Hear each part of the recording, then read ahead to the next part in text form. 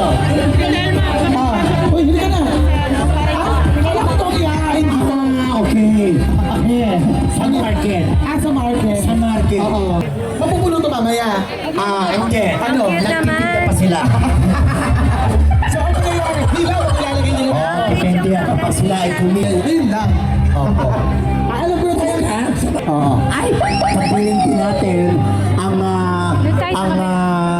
broadcasting. Nakikiusap po kami na mailipat niyo lang po muna ang inyong mga kolong at tricycle.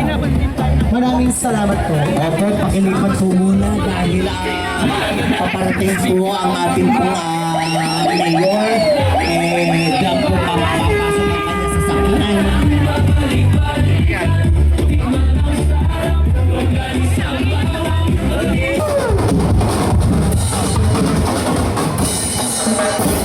Alright.